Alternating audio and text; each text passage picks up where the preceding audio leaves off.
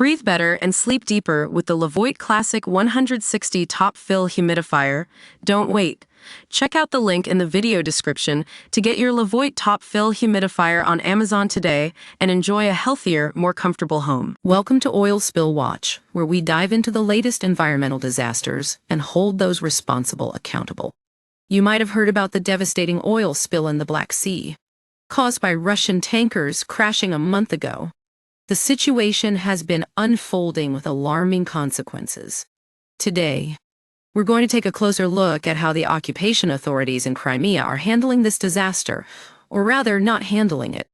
Mikhail Razvozhayev, the Russian-installed governor of occupied Sevastopol, recently announced that the city budget has allocated 78 million rubles, which is approximately $780,000, to address pollution from the fuel oil spill.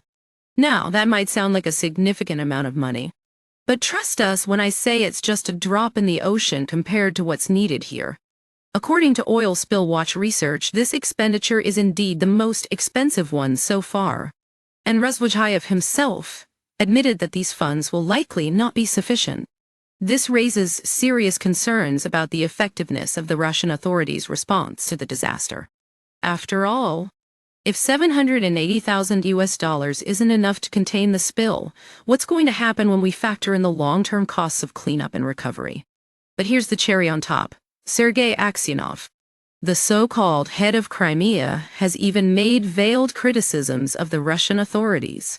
He's essentially saying that things will only get worse unless those wrecked tankers are recovered, a sentiment that resonates deeply with us here at Oil Spill Watch.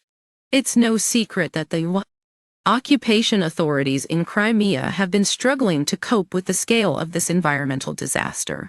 A month after the spill, they finally admitted that they can't handle it. Their earlier bravado about having the situation under control has disappeared, and that's a stark reminder that we're dealing with a serious crisis.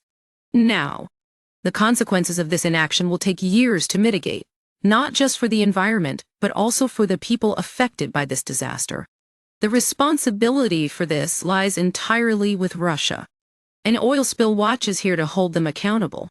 In conclusion, the situation in Crimea is dire, and it's time for the international community to step up and demand action from those responsible. At Oil Spill Watch, we'll continue to monitor the situation and provide you with updates as more information becomes available. Thank you for watching, and we'll be back soon with more environmental news.